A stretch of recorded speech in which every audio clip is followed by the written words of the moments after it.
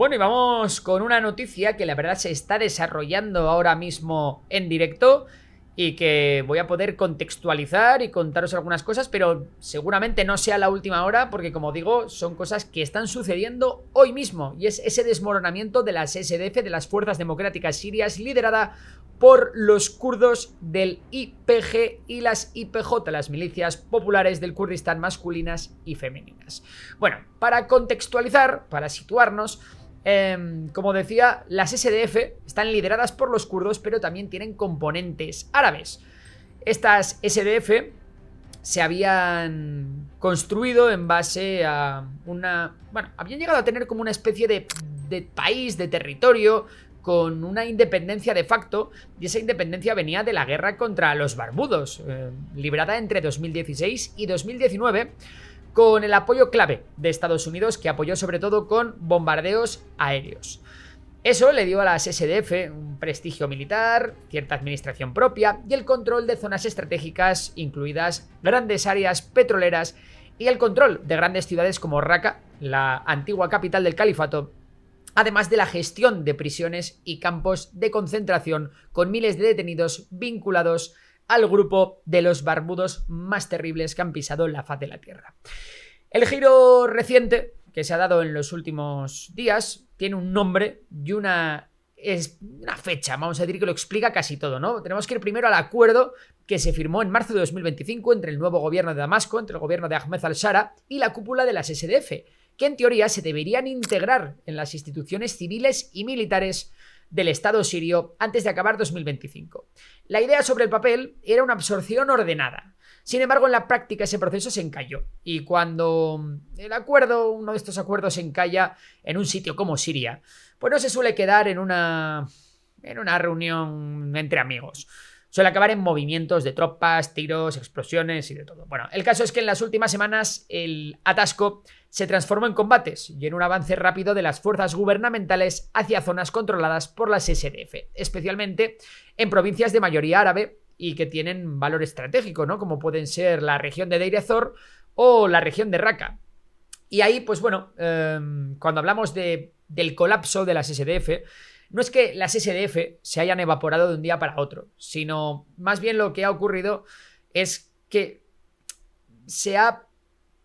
han perdido la capacidad de mantener el territorio donde los kurdos no son mayoría, y esto ha dado pie a una serie de retiradas aceleradas, pérdidas de posiciones claves, y se han perdido pues ya no solo puntos de control y checkpoints importantes, sino también las infraestructuras energéticas de la zona, que al fin y al cabo son pozos de petróleo. Es el típico momento, ¿no?, que se vivió también con la caída de Bashar al-Assad, en el que el frente no se cae porque hay una batalla épica, sino que se cae porque las tribus locales que hay en esa zona, en esas zonas rurales, sobre todo en la zona de Deir ez-Zor, han cambiado de bando.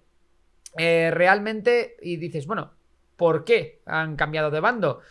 Bueno, pues por tema de lealtades locales. Las tribus árabes que convivían, ¿no?, con el mando de las SDF, pues empezaron a desengancharse paulatinamente de estas, y cada vez se han acercado más al bando gubernamental, hasta el punto de que directamente han cambiado ya su lealtad totalmente, ¿no? Así que, bueno, las puertas realmente al gobierno de Siria se les ha abierto directamente desde dentro de estas regiones, ¿no? Por tanto, no hemos visto grandes combates, aunque sí ha habido combates y ha habido muertos, no se han visto grandes combates para liberar, por ejemplo, Raqqa o para liberar, como decía, la zona de Tabqa, donde hay una presa muy importante.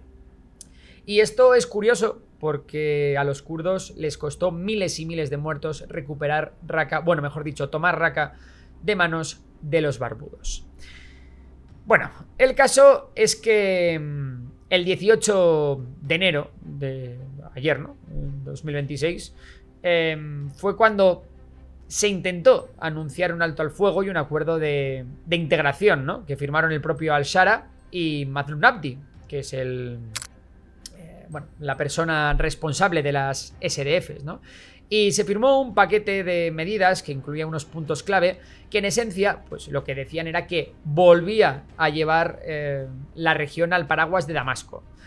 Lo importante de esto, bueno, no es solo esto, sino ¿qué implica realmente, no? Pues implica que las SDF se tienen que retirar de estas áreas donde la mayoría de la población es árabe y no kurda, que se tienen que reintegrar sus fuerzas dentro de las estructuras estatales y bueno, también que muchos miembros extranjeros que luchan con las SDF, que están vinculados por ejemplo al PKK, pues deben, bueno, por exigencia también de Turquía, deben abandonar la zona. Al final es una victoria política para Damasco porque transforma lo que era una autonomía completamente libre de facto en una reincorporación, ¿no? Al final al-Shara lo que consigue con esto es reunificar Siria, que era uno de sus principales objetivos cuando llegó al poder hace poco más de un año. Así que, bueno, ¿cuál es el problema de todo esto? Bueno, hay varios problemas. Primero que hay que respetar, ¿no?, un poco la dignidad del pueblo kurdo y para eso también al-Shara ha dado sus pasos porque va a permitir que se enseñe el idioma y que sea oficial. Va a permitir que el gran día, ¿no?, de celebración del Kurdistán vaya a ser también fiesta nacional del país. Efectivamente lo que está haciendo es dar pasos hacia una correcta integración, esta vez no a base de convertir a los ciudadanos kurdos en ciudadanos de segunda, sino a base de darles derechos. Por cierto, unos ciudadanos kurdos que con el nuevo régimen ya podrán adoptar la ciudadanía, y es que había muchos kurdos que no tenían la ciudadanía siria y un tema que viene desde tiempos de Bashar al-Assad, que también, por cierto, marginaba a la comunidad kurda. Dicho esto, hay un tema aquí. El tema es que el núcleo radiactivo de todo esto son las prisiones y centros donde hay miles de detenidos del ISIS. Y es que, bueno, estos detenidos y sus familias están en manos de las SDF, que eran los que estaban un poco pues ahí dando seguridad a esos campos para que toda esta gente no escapase. Y aunque estéis viendo en internet muchos vídeos de, bueno, no, es que el gobierno sirio está liberando a todos estos presos, bueno, la mayoría son mentira. Se ha visto alguna imagen de presos saliendo de las cárceles, pero no necesariamente están relacionados con el Estado Islámico ni nada de eso, ¿no? De hecho, al gobierno de Damasco lo último que le hace falta ahora mismo, lo último que quiere es liberar a toda esta gente, que por otro lado son sus enemigos, o sea que no tendría ningún sentido. Bueno, y parece que ya habría alguno de estos centros penitenciarios que habría cambiado de manos y estarían en poder del gobierno sirio. Por cierto, también andan circulando vídeos de hace años o de hace meses, alguno también, en los que se ve estampidas de prisioneros como que se están intentando escapar. Bueno, de nuevo, coger todo esto con pinzas porque en este caso los que yo he visto no eran vídeos actuales. Pero bueno, siempre va a haber ese riesgo, ¿no?, de qué va a pasar con toda esta gente que por lo general es gente extremadamente radicalizada. Ya sabemos que todos los que han estado con los barbudos pues no son precisamente hermanitas de la caridad. Bueno, dicho esto, ¿qué más comentar sobre Siria? Bueno, pues que las SDF se han quejado, ¿no?, de que durante esta ofensiva relámpago por parte del gobierno de Damasco pues no han recibido el apoyo de la coalición internacional liderada por Estados Unidos, y eso pues también ha facilitado su colapso y ha alimentado la sensación de que las SDF, lideradas, como digo, por los kurdos, están completamente aislados. Bueno, la paradoja aquí es que incluso con el acuerdo firmado del que os he hablado sobre el terreno, los disparos han seguido y hay facciones que se niegan a entregar las armas y parece que siguen luchando, aunque de momento no parece que sea unos combates generalizados. No obstante, hay que estar muy encima de este conflicto para ver cómo se resuelve y ver si por primera vez en muchísimo tiempo, en pues casi, no sé, 13, 14 años, Siria va a estar reunificada sobre un solo mando. Y dicho esto, vámonos ahora a Groenlandia, porque ahí tenemos otro lío macanudo. Ha sido también este fin de semana muy movidito por allí porque Donald Trump publicó un mensaje que puso el mundo patas arriba. Y es que, como sabéis, Groenlandia, que realmente pertenece a Dinamarca, a día de hoy está generando muchísima controversia. Bueno, para el que lo sepa, Groenlandia está ahí al norte, ya hemos hablado mucho de ello, un pedazo gigantesco de hielo con poquita cosa más, pero con un valor estratégico muy grande por las rutas comerciales que pasan por allí cuando hay deshielo, unas rutas que cada vez se abren más porque controla el acceso al Ártico, es clave para sistemas de alerta temprana, también esconde recursos minerales dentro que, bueno, en algún momento valdrán su peso en oro. Y para Estados Unidos, perder influencia allí sería un poco, pues, quitarle, ¿no?, el candado a la puerta trasera de su casa, aunque no tienen por qué perder influencia, ya que en principio Dinamarca cuenta con Estados Unidos para la defensa de la zona. El tema es que Estados Unidos, para quedarse con Groenlandia, está poniendo la excusa de que Rusia y China quieren hacerse con la zona y que quién mejor que Estados Unidos para que eso no ocurra. Bueno, el caso es que Trump ha dicho que Groenlandia debería estar bajo control estadounidense directamente y, bueno, los europeos les han dicho que no, que Groenlandia pertenece a Dinamarca, que la isla no está en venta y que la soberanía de la isla no se negocia. Entonces a eso Trump, ya sabéis que no es nunca muy diplomático, pues ha respondido con aranceles. Porque para él, como sabemos, el tema del comercio internacional es un arma política, no es solo un terreno económico.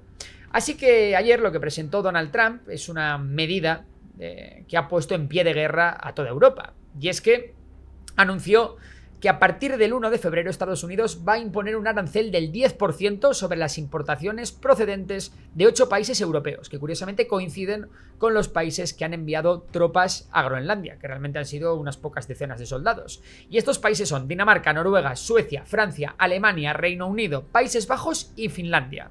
Y aparte ha dicho que estos aranceles no son unos aranceles fijos. Dejó claro que si para el 1 de junio no hay un acuerdo sobre el objetivo político principal, que es básicamente que Dinamarca venda o ceda el control de Groenlandia a Estados Unidos, esos aranceles subirán hasta el 25%. La Unión Europea se queda con esto en una posición bastante delicada. Por un lado, no quiere ceder en una cuestión que tiene que ver con la soberanía de un país miembro, no solo de la Unión Europea, sino también de la OTAN. Y por otro, sabe que una escalada arancelaria con Estados Unidos pues va a golpear directamente a industrias clave del continente europeo, desde el automóvil hasta la alimentación, pasando por sectores estratégicos como puede ser el sector químico o la maquinaria pesada, ¿no? Y bueno, todo esto está ocurriendo entre socios que sobre el papel deberían compartir valores, que llevan compartiendo una alianza militar durante décadas y una integración económica cada vez mayor, no cada vez menor. Así que nada, todo esto ha tirado a los mercados y todavía no sabemos el alcance de la medida, ya que hoy en Estados Unidos la bolsa está cerrada. Sin embargo, sí que sabemos que algunos valores relacionados con la exportación europea han sufrido de lo lindo. Por ejemplo, tenemos al grupo Louis Vuitton Moet Hennessy, que es LVMH por sus siglas, que ha perdido más de un 4%, unas caídas que se han extendido a todo el sector del lujo, por ejemplo, y han sufrido incluso las todopoderosas Ferrari, la de los coches, mítica, y Hermès, la de los bolsos, que también fatal. Bueno, a quien le ha ido muy bien en este terreno bueno, ¿cómo decirlo, no? No me sale la palabra. De inestabilidad, bueno, no quería decir, de incertidumbre es lo que quería decir, vale. A quien le ha ido muy bien en este terreno de incertidumbre es al oro y a la plata. Ya sabéis, metales preciosos, el oro sobre todo utilizado para reserva de valor y la plata utilizada no solo como reserva de valor, sino también como como materia prima industrial. El caso es que con el oro y la plata, en máximos históricos, lo que nos pide el cuerpo, a muchos de nosotros, es invertir, ¿no?, en estos metales preciosos. Sin embargo, en este tipo de instantes, las oportunidades que a largo plazo pueden ofrecer mejores retornos no suelen estar en aquellos activos que a día de hoy están de moda, sino más bien en aquellos que parecen olvidados. Vamos a ver los ETFs interesantes de los que te hablaba. Eso sí, recuerda que esto no es una recomendación de inversión y que antes de invertir en este o en cualquier otro activo, primero tienes que hacer tu propio análisis, ¿vale? La primera idea que os traigo es el ETF Vanguard esto me cuesta decir siempre. Vanguard FTSE All World High Dividend Yield, que puedes encontrarlo con el ticker VHID.EU, ¿vale? Este ETF ofrece exposición mundial a acciones que pagan dividendos en mercados desarrollados y en mercados emergentes. Otra opción podría ser invertir en empresas pequeñas, que ahora están menos de moda, como el ETF SPDR MSCI Europe Small Cap UCITS. Este replica el índice MSCI Europe Small Cap, que agrupa acciones de pequeña capitalización de los mercados desarrollados europeos. Esto te da exposición a empresas más pequeñas que suelen tener potencial de crecimiento mayor que las grandes, aunque también con un poquito más de volatilidad. Y por último, es posible que la subida del oro y la plata venga acompañada de una caída en el sector tecnológico, y ahí puede surgir una oportunidad. En fin, aquí tenemos, por ejemplo, el iShares Nasdaq 100 UCITS ETF, que replica el índice Nasdaq 100, que agrupa las 100 mayores empresas no financieras que cotizan en el mercado Nasdaq, que tiene un fuerte sesgo tecnológico y de crecimiento.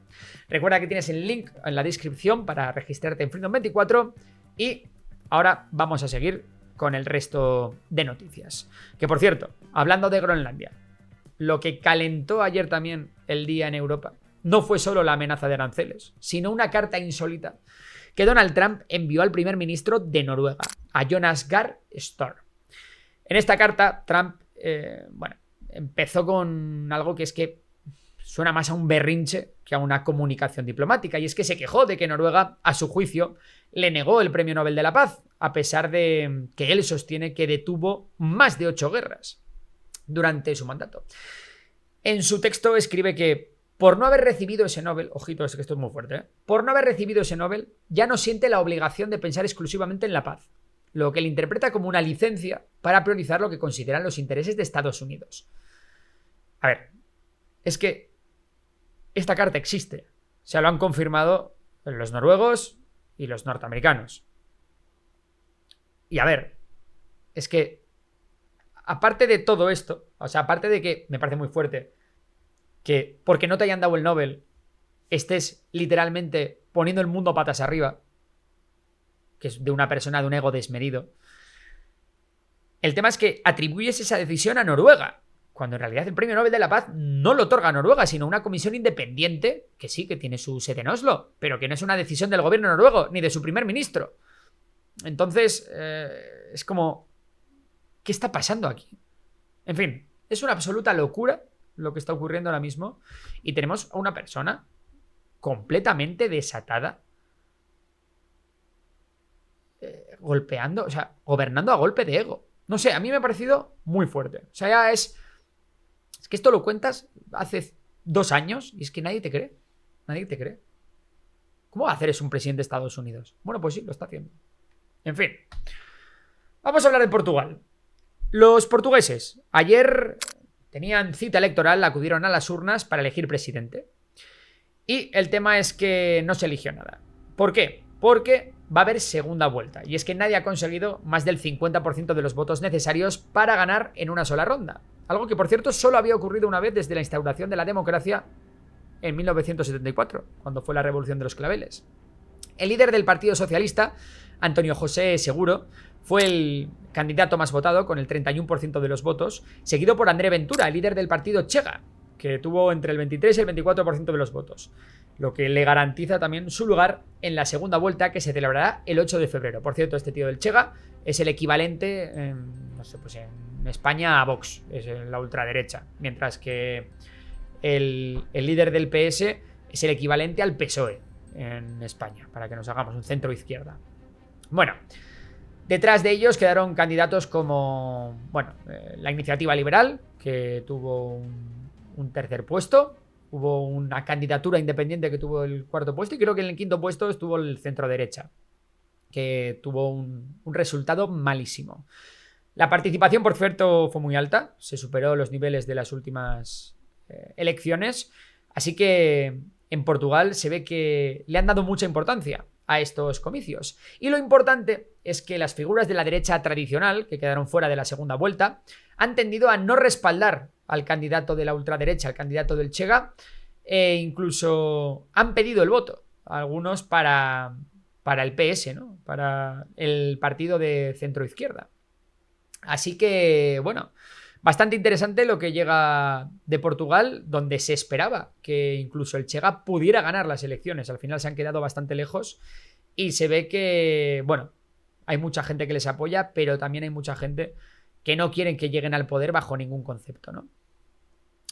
Bueno, vámonos ahora a Irán porque, según datos recogidos de 8 hospitales y 16 servicios de urgencias, en el país habrían sido asesinados, mejor dicho, entre 16.500 y 18.000 personas como consecuencia de la propia represión, y se habla, ojo, de 330.000 heridos, muchos de ellos con lesiones graves como disparos en el cuello, en la pierna, en el tórax, en la cabeza y un poco de todo. Obviamente, hablo de todas las víctimas, no solo de los heridos, que no se me malinterprete. Y bueno, lo que pudimos ver extremadamente grave durante este fin de semana es que muchos de los cadáveres que se están enseñando en Irán tienen material médico todavía puesto, es decir, eran pacientes de un hospital y tenían un tiro en la cabeza. Lo que quiere decir que han sido rematados dentro del hospital por parte de las fuerzas de seguridad de los ayatolás. Estamos hablando de ir a un hospital y con pacientes que tenían sondas o vías puestas, meterles un tiro en la cabeza. E insisto, esto está documentado. Yo mismo he visto las imágenes. No las voy a poner aquí para que no me cierren el canal. Pero esto existe. Y es lo que está haciendo Irán. ¿Vale? Otro tema sobre Irán. Ya sabéis que han hackeado la televisión pública y durante un tiempo se estuvieron mostrando imágenes de las protestas antigubernamentales y se ha proyectado el discurso del Shah, del hijo del Shah, de Reza Pahlavi. Curioso esto también, lo que se puede hacer a día de hoy con los ciberataques. Por otro lado, Estados Unidos está moviendo sus fichas militares en Oriente Medio en respuesta a todo este tema de Irán. Y bueno, la cosa se está poniendo dura porque está acumulando mucha potencia de fuego. De momento, el portaaviones nuclear, el USS Abraham Lincoln, ha sido redireccionado desde el Indo-Pacífico y ya ha pasado el estrecho de Malaca y se cree que en unos 4 días podría estar ya frente a las costas de Irán. Ojito, ahí van unos cuantos cazas de combate y encima este portaaviones está escoltado por 3 destructores y buques de misiles. Al mismo tiempo, se han movido algunos activos aéreos, como algunos cazas F-15 a Jordania, y se han reforzado las defensas en bases como la de Al Udeid, en Qatar, mientras parte del personal no esencial ha sido evacuado por precaución ante las posibles represalias iraníes que seguirían a un ataque estadounidense. Así que de momento también un ojo en Irán, porque puede haber movida a no mucho tardar. Por último, elecciones en Japón. Y es que la primera ministra japonesa, Sanae Takaichi, anunció que va a disolver la Cámara Baja del Parlamento y convocar elecciones generales anticipadas para el 8 de febrero. O sea, dentro de nada. Esta convocatoria ha llegado mucho antes de lo previsto y, bueno, básicamente lo que quiere hacer la primera ministra es que, bueno, quiere aprovechar su buen momento político y el buen momento que vive el país para, bueno, sacar un buen resultado electoral y con ese resultado, pues tener un respaldo popular y así poder solidificar su mandato y también tener una mayor mayoría parlamentaria, ¿no? Mientras, bueno, lo que está haciendo la oposición es, bueno, intentar unirse para poder cambiar algo, activar alguna palanca que les permita sacar un mejor resultado.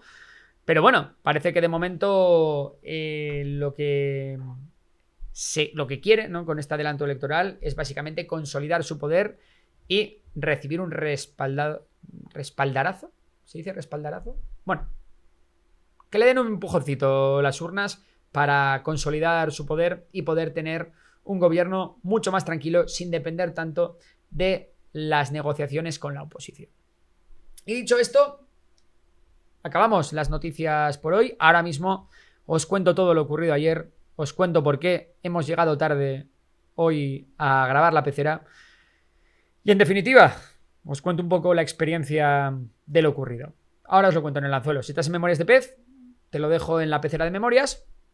Y si estás en la pecera de memorias o en Spotify, pues ahora mismo te lo cuento.